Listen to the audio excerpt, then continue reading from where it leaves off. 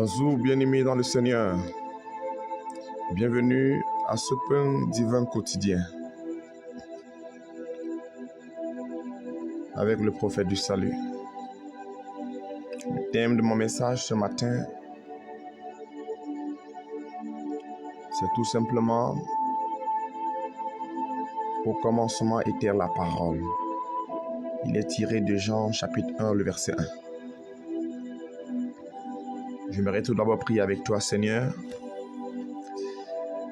Merci pour ce nouveau jour, pour tes grâces et tes bontés renouvelées dans nos vies. Merci pour mon frère, pour ma soeur qui m'écoute en ce moment. Je prie, Seigneur, afin que mon frère, ma soeur ne soit pas un auditeur oublieux, mais qu'il soit une bonne terre sur laquelle la bonne graine de ta parole y tombera et portera de fruits en abondance pour la gloire de ton nom.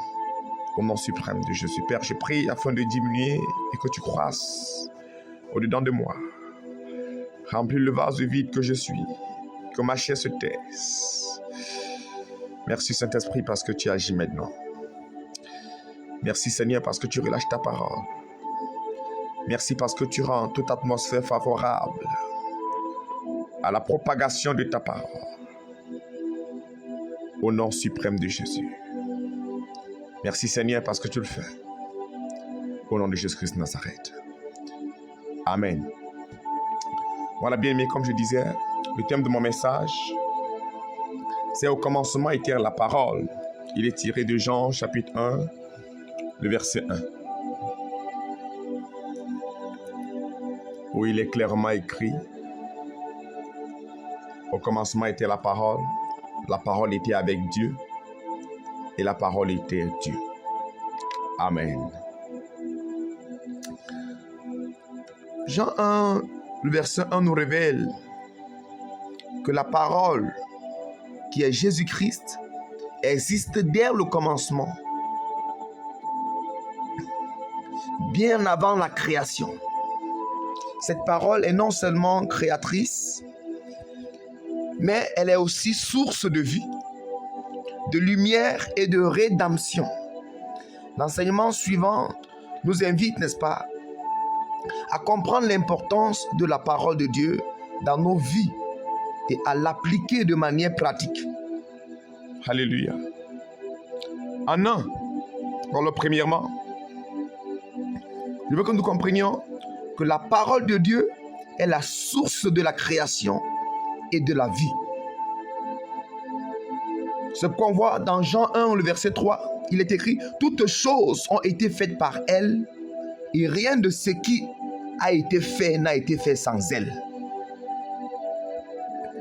Ainsi donc, la parole a créé l'univers et donne la vie. Tout ce qui existe trouve son origine en elle. Nous devons reconnaître la puissance créatrice de la parole et lui accorder la première place dans nos vies pour voir notre existence être guidée par sa sagesse. Alléluia. Quand je parle, je vois dans Genèse chapitre 1, le verset 3, Dieu et la création. Dieu crée tout par sa parole. Que la lumière luise. Il dit que la lumière soit. Et la lumière fut. On comprend que chaque aspect de la création résulte de sa parole.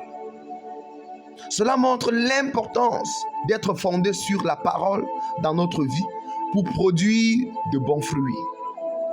Quand je vais plus loin, je vois dans Genèse 12, à partir du verset 1 au verset 4, Abraham et l'appel divin. Abraham reçoit la promesse de Dieu qui, par sa parole, lui donne une direction claire et transforme sa vie. Sa confiance en la parole de Dieu lui permet de devenir le père d'une grande nation. Oh, merci Saint-Esprit. Deuxièmement, la parole de Dieu est lumière dans l'obscurité. On peut le voir dans Jean chapitre 1, du verset 4 au verset 5, où il est écrit: En elle était la vie, et la vie était la lumière des hommes. La lumière brille dans les ténèbres, et les ténèbres ne l'ont point reçue.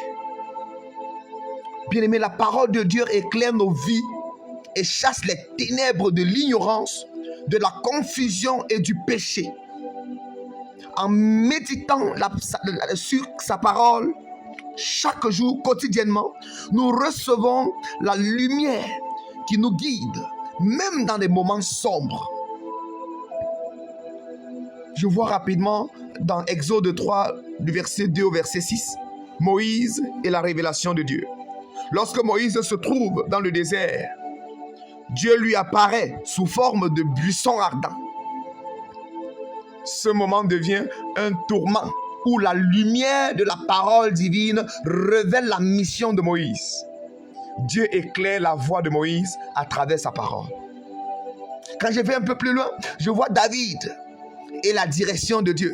Dans Psaume 119, le verset 107, où il est écrit « Ta parole est une lampe à mes pieds et une lumière sur mon sentier. » David, dans ces moments de découragement et de guerre, trouve sa force et sa direction dans la parole de Dieu. Elle éclaire son chemin et le garde dans la vérité. Merci Seigneur. Et troisièmement, pour finir, la parole de Dieu est la vérité qui libère. Il est clair en Jean 1, le verset 14. Et la parole a été faite chair, elle a habité parmi nous, pleine de grâce et de vérité. Et aussi dans Jean 8, le verset 32, vous connaîtrez la vérité et la vérité vous rendra libre. Frères et sœurs, la parole de Dieu nous libère de l'esclavage du péché, de la confusion et de l'incertitude. En vivant selon la vérité de la parole, nous expérimentons une liberté véritable et durable. Ceci me rappelle, dans Luc chapitre 19, du verset 1 au verset 10, Zachée et la transformation. Lorsqu'il rencontre Jésus, la parole faite chair, Zachée, un collecteur d'impôts, est transformé. La parole de Jésus le libère du péché et il prend une décision radicale de réparer les torts qu'il a faits. La vérité de Jésus lui apporte la liberté. Oh Saint-Esprit de Dieu. Quand je vais plus loin, je vois Paul et la révélation de la vérité. Dans Actes chapitre 9, du verset 1 au verset 19, Paul, un persécuteur de l'Église, un persécuteur des chrétiens, des enfants de Dieu, Paul était le plus grand persécuteur. Il rencontre Jésus sur le chemin de Damas. La parole de Jésus qui se révèle à lui le libère des ténèbres de son ancienne vie et le transforme, n'est-ce pas, en un instrument de propagation de l'évangile.